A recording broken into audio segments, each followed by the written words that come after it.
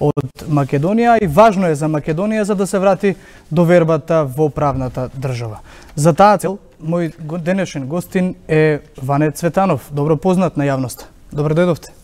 Добро вечер, добро ве најдов, благодарам на поканата. Пред се, господине Цветанов, Сдруженијето Зелена лупа има поднесено 51 иницијатива за одговорност на судиите до Советот на факти од нив, 25 се одбиени, 13 се прифатени, а без одговор се 13 иницијативи. Сметате ли дека токму во одговорноста кај судиите лежи проблемот, односно таму е најголемата потреба од реформи во судството? Апсолутно точно. Одговорност на судиите мора да има, одговорност на поедини судии, не на сите, бидејќи сите знаеме дека Република Македонија беше под режим, беше парализиран судскиот систем, беше парализиран целиот државен систем, беше узурпиран и имавме заробена држава. За да постои заробена држава, последниот браник на правдата во една држава е судството. Бидејќи доколку имавме независно судство со интегритет, немаше да се дозволи да се случат одредени политички монтирани процеси од кривичната материја и да се случи сеење на страф и сите оние последици кои што се случија од една страна, а од друга страна и во граѓанските судови немаше да се дозволи узурпирање на владењето на правото и да се случат толку многу неправди, за на крај самите граѓани на протестите да излезат со паролата нема правда, нема мир. Така да главната вина за сето она што се случуваше е кај поедини судии, кои што влегува во соработка со претходниот режим и за своји лични бенефити, дали за вработување на членови од семејството, дали за останати бенефити, од црното правеа бело, од белото правеа црно, односно судеа по нарачки, а не согласно законот и она што го предвидуваат законите во Република Македонија. Имаме огромен број на случаи каде што судиите излегле надвор од своите овластувања. Согласно нашите анализи имаме утврдено огромен број на неправилности и оттаму од една страна ги поздравуваме реформите што ги прави владата. Тие се важни и потребни. Реформи на правосудниот систем итекако се потребни. Тоа го посочуваат исто и од страна на Европската Унија. Сега, доколку започнеме преговори со Европската Унија после успешен референдум, судството и борбата против корупција не случајно се ставени на врвот на агендата, во врвот на приоритети, бидејќи доколку сакаме да имаме владење на правото и правна држава, мораме да почнеме точно од таму. Добро, реформите каде треба да започнат, особено сега кога започнува и скрининг процесот на Македонија за влез во НАТО? Реформите треба да почнат во делот за борба против корупција, за дозајакнување на капацитетите на одредени институции, нивна професионализација, затоа што знаеме дека во институциите кои што би требало да се борат против корупцијата, имаме состојби како што се во Државната комисија за спречување на корупцијата, оставки, луѓето уште не се назначени и така натаму. Веќе 3 месеци има само треба да се среди составот на Државната комисија за спречување на корупција. Потребни се длабински реформи во МВР, доколку се дојде можеби во иднина до некое ново парламентарно мнозинство, бидејќи и тоа е тешко, во Законот за полиција да се овозможат и промени персонални, бидејќи минатата власт свесно инсталираше своји послушници на одредени високи позиции, кои што во голем дел се уште се на позиции и останати инспектори, доколку кои што се професионалци и сакаат да работат работата и да имаат некој сериозен предмет во рака, се плашат да отпочнат сериозна истрага, затоа што се уште имаме на некои места началници кои што се од претходната гарнитура и се плашат за својата безбедност. Добро, година и пол помина, што е она што е променето тогаш? Ако сите тие луѓе направени се промени, но не целосно. Точно тоа го потенцираме. Има позитивни промени, но мораме да ја разбереме и сегашната влада дека има огромен товар. Прво, има заслуга што не ослободи од режим, под број 1. Под број 2, почнува реформски процеси, но да не забораваме дека парламентарното мнозинство е тенко, недоволно, и одредени коалициони партнери кои што биле дел од коалиција од претходната власт и немаат некој голем интерес за расчистување на состојбите и обструираат доколку се случат евентуални предвремени парламентарни избори во иднина и доколку се добие некоја поголема доверба, тогаш веќе би имале и ние како граѓански сектор легитимитет да бараме поголеми резултати. Сега фокусот е да успее референдумот, бидејќи Македонија има историска шанса. Оваа шанса, доколку ја пропуштиме, следните 20 години, ние можеме да заборавиме било каков напредок на државата. Дали од економски аспект, дали од аспект на владење на правото, демократија, функционалност на институциите, подобрување на стандардот на граѓаните, намалување на степенот на иселување од државата и така натаму. Како зелена? За да успееме да градиме едно нормално општество и Македонија да тргне на правилен пат, е потребно пред се да се избегне оваа политичка криза која што е сега во моментот, да се случи референдумот, конечно да се затвори таа тема, за да се влезе во НАТО. Со самиот влез во НАТО ќе имаме бенефит во однос на прилив на странски инвестиции, затоа што сега сме... А зошто сметате дека има политичка криза во моментот? Па е ова што се случува со самите уценувања од страна на ВМРО ДПМН. Они се преоптоварени со амнестија на нивното поранешно раководство. Они се преоптоварени како да се спасат од кривична одговорност одредени поединци од партијата и се заслепени, не ја гледаат иднината на државата. Јас сум разочаран од новото раководство на ВМРО ДПМН. Очекував малце по-далекосежно да ги гледаат работите и да се борат искрено за интересите на својот народ и на оваа држава, како што декларираат, но во суштина целата игра е како да излобираат амнестија, односно избегнување од кривична одговорност за сето зло кое што го нанесува врз македонскиот народ. За како е тоа правно можно, ќе зборуваме малку подоцна. Сега сме се уште на делот на судиите. Како зелена лупа барате укинување на амандманот 27 од Уставот, кој што вели пред се дека судија не може да биде повикан на кривична одговорност за искажано мислење и одлучување при донесувањето на судските одлуки. Имате конкретни сознанија за суди или идејата е од таму што од јавните шпекулации за поврзаност на судиите со политички партии? Ние работиме исклучиво врз база на анализи. Зелена лупа има добиено преку 200 предмети од граѓани, од кои што 12 беа анализирани од експерти и експертски совет преку проектот што го имавме заедно со Transparency International и каде што беа пронајдени огромни пропусти во самите постапки од страна на судиите, како прекршување на самата кривична постапка од една страна, од друга страна и судење без доволно докази и без доволно утврдена фактичка состојба и поврзано со битието на кривичното дело. Од друга страна имаме направено анализи на 50 правосилни судски пресуди преку проектот кој што го работевме финансиран од програмата на Civica Mobilitas и исто така бевме запрепастени од од исходот и резултатите на самите анализи, така да се тоа на кој што го говориме не е воопшто на памет, туку е темелено врз база на конкретни истражувања и анализи. Наоѓате спрега меѓу партија и судија? Апсолутно точно. Наоѓаме спрега помеѓу врвот на поранешното раководство на ВМРО ДПМН и одредени судии кои што суделе со цел да се задоволат одредени политички или економски апетити на поединци од врвот на ВМРО ДПМН. Од таму за амандманот 27 од Уставот на Република Македонија. За него велите дека потребни се измени? Не потребен, бидејќи постојат и повеќе работи кои што во иднина ќе треба се направат во реформите на правосудниот систем. Амандманот 27 е противуставен, според нас, затоа што Уставот од една страна вели сите граѓани на Република Македонија се еднакви пред законот. Од друга страна, овој амандман...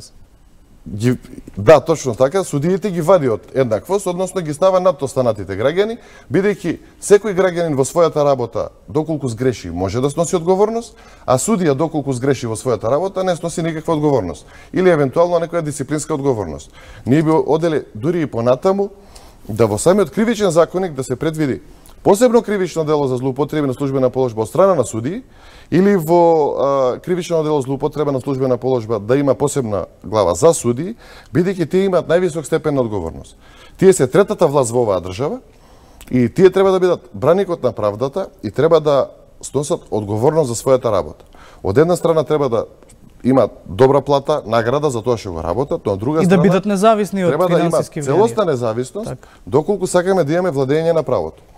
Не може судиите да бидат над другите. И уште нешто само да надополнам, сегашното законско решение, треба да претрапи измени во делот на одговорност на судиите, затоа што ретроактивно граѓанин кој што се чувствува оштетен од страна на судија, може да поднесе иницијатива за одговорност на судијата за нешто кое што го направил пред 3 години.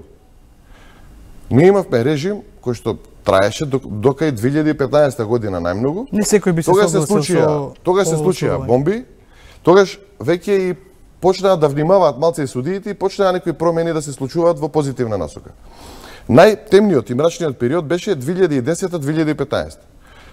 Имаме состојба на застареност на дела направени од страна на судии, каде што е многу тешко да сега веќе да се покренат постапки за одредени политички монтирани процеси против судиите кои што дали можеби под закани, можеби под притисок, можеби за лична сатисфакција уништувале човечки судбини. Токму за тие монтирани политички случаи барате, како зелена лупа, барате повторување на судските процеси.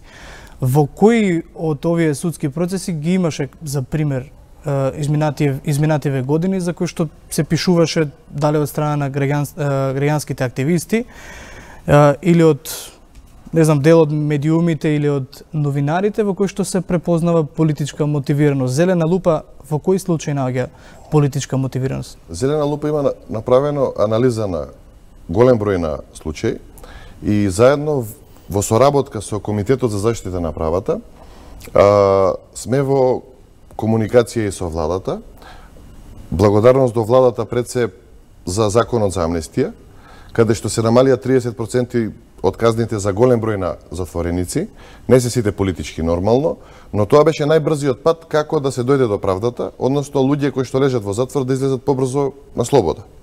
Со тоа се помогне и се допринесе до некој степен на правда, затоа што според нашите анализи, освен што се судело без докази и со прекршување на постапките во голем број на случаи, не во сите нормално, се суделе и максималните казни. Например, диапазонот на казната за некое дело, ако било од 1 до 10 години, се давале 8, 9 или 10, без да се земе во предвид дека некому се суди прв пат и да бил виновен, требало да му се даде 2 до 3 години. Така да, тоа е една добра работа што ја направи владата, каде што се намалија казните за 30%. Под број 2, во соработка со Министерството за правда и во соработка со владата, представници од Комитетот за заштита на правата успеа да најдат заеднички јазик со владата и да се владата да донесе заклучок со кој што ги задолжува институциите кои што имаат истражни надлежности да соработуваат со жртвите на политички монтирани процеси со цел да помогнат да се дојде до одредени факти и докази кои што се внатре во институциите, а се потребни за да се излезе пред обвинителството со барања за повторување на одредени постапки, но во рамки на постоечките законски механизми. И тоа ќе се обидеме да го испробаме колку ќе функционира. За кои од случаите се политички монтирани? Вака, за политички монтирани процеси постојат критериуми. Број 1, нарушена презумпција на невиност. Вие знаете дека не повеќе од 30 на случаи биле проследени со камери, со однапред осудени лица, со пресконференции на Министерството за внатрешни работи, каде што поранешниот портпарол Иво Котевски или поранешната министерка Гордана Јанкуловска ги осудуваа луѓето уште пред да почне судската постапка. Добро, тоа е во делот Тоа е број 1, прекршување на презумпцијата на невиност и однапред осудување на лица.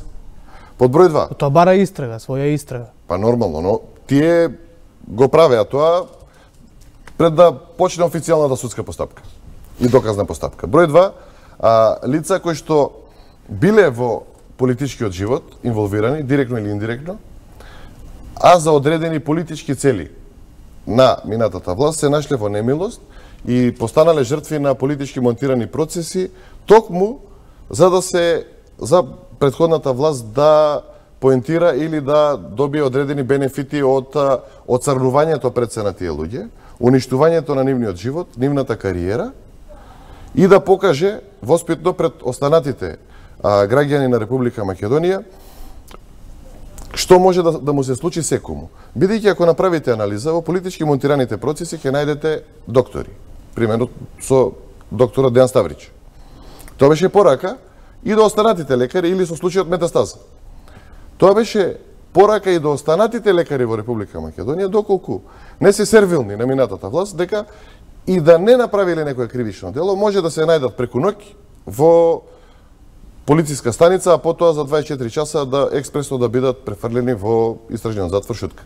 И да бидат забораени таму со месеци. Во случајот Кежаровски, во случајот Бошковски? Така, значи... Препознавате или? Во случајот Кежаровски имате апсолутно тежок политички монтиран случај. Зошто? Таму имате уапсено новинар и имаше испратена порака во тоа време до сите новинари, доколку си ја работат професионално својата работа, а не работат под директиви на Центарот за комуникација во тоа време на ВМРО-ДПМН, можат да завршат за одреден напис во притвор и да бидат осудени.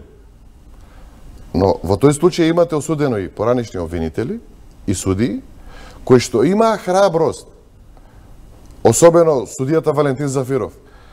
Човекот се спротивстави и не сакаше да биде, како судија, дел од политичката номенклатура на ВМРО-ДПМН, односно да биде нивни сервилен играч и да исполнува нивни нарачки, да праќа конкретно... Надевам дека за ова што го тврдите, веќе имате анализи и докази. Ова го говорам врз база на факти и докази. Значи, тој одбива да стави свој колега во притвор, односно да го држи во притвор подолго од колку што треба, и си ја работи професионално својата работа, излегува на пресконференција, после тоа, и соопштува дека состојбите во правосудниот систем во Македонија не се добри, и за многу кратко време Валентин Зафиров, како тогаш е судија, се наоѓа во немила ситуација, каде што е веќе член од злосторничко здружување и е уопсен во големата операција ликвидација, каде што беше и Томислав Кежаровски, каде што беше и Валентин Зафиров, обвинителот Ивица Ефремов, судијата Илија Танев исто така. Таму веќе беше пратена порака до друга целна група во општеството, односно до новинарите и до судиите и обвинителите. И при повторна судска постапка за овие случаи?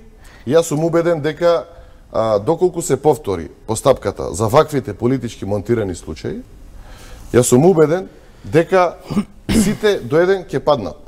Затоа што... Судиите? Не, ќе паднат случаите. Случаите? Ќе паднат случаите, бидејќи ниту постоеле докази, ниту постојат докази дека се направени одредени кривични дела, се направени огромни прекрашувања во самите постапки, не се уважени барања за сведоци кои што укажуваат на невиност на луѓето, во одредени случаи се носени заштитени сведоци во политички монтираните случаи. Тоа е трет критериум.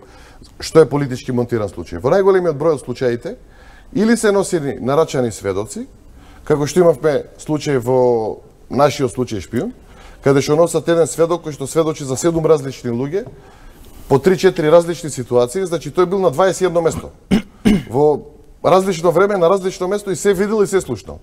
И беше толку трагикомично за време на сведочењето, каде што самиот сведок веќе ги имаше измешано информациите за кои што треба да збори. И абсурд беше целата ситуација, за на крај да видиме дека делови од неговите искази веќе и се земени во пресудата. Иако за време на сведочењето во судницата имаше смеење до солзи. Так. Од самата гротеска што беше направена таму. И ја споменавте амнестијата.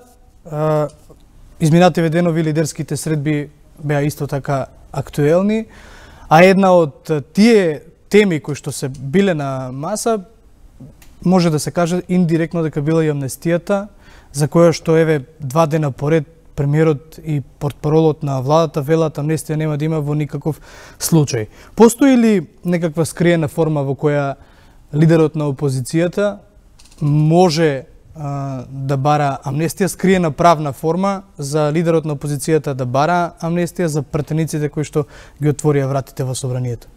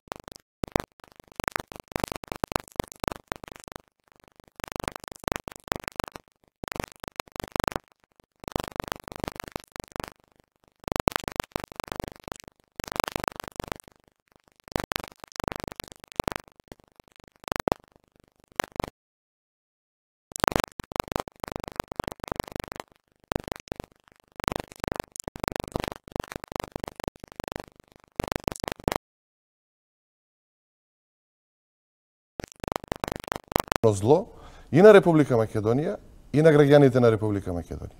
Тие успеаја да ја вратат државата 10 години наназад. Ако се свртеме наоколу и ги видиме соседните држави, каде се?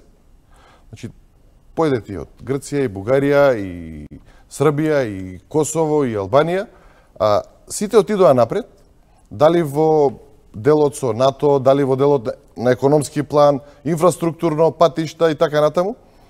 Сите се отидени напред, економски, ние останавме, да не речем како жаби во бунар. Изолирани и од меѓународна заедница, и од финансиски пазари, и од сите можности за развој на државата. Добро, меѓународната заедница е токму таа која што реагираше најмногу за судското владење во Македонија, оној нарушен принцип на неказнивост. Како да се воспостави правда еднаква за сите во Република Македонија? Број 1, утврдени правила за одговорност и кај судиите и кај обвинителите и кај полициските инспектори. Доколку сакаме да имаме владење на правото, ќе почнеме од Министерството за внатрешни работи. Мора да се воспостават методологии на работа, принципи, стандардизација на процедури за предистражна постапка, за да се заокружи чекор 1, потребно е да се поминат Д. За чекор 2 потребно е и мора да се проверат извор А, Б, С, Д. Сето тоа да биде ставено во одредени подзаконски акти, правилници и така натаму, и за секоја една постапка процедурата да мора да биде почитувана од секој еден. Тоа е почетокот на реформите доколку сакаме да имаме квалитетни предистражни кривични постапки. Доколку сакаме да имаме квалитетни истражни постапки, одиме сега кај обвинителството. Обвинителите добија преголеми овластувања согласно новиот закон за кривична постапка.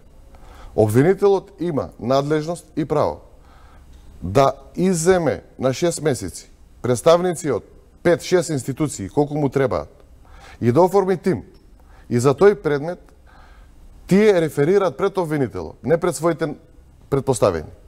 И работат на случајот. Пример, представникот од МВР работи согласно неговите надлежности во делот на истрагата. Представникот финансиска полиција работи на финансиски оддел и утврдување на докази. Представникот финансиско разузнавање работи на финансиски анализи. Значи, представникот Царинската управа може доколку постојат одредени сомненија за поврзано с криминал во тој дел. Така да обвинителите имаат неверојатно силни овластувања. Но јас се уште не видов некој да ги користи онака како што треба механизмите кои што им се дадени преку Законот за кривична постапка. Мора да бидат охрабрени и да си ја работат работата без да се плашат дека ќе се соочат со одговорност ако изработат сериозно некој случај. Затоа што мораме да ги разбереме и тие луѓе, и полициските инспектори и обвинителите.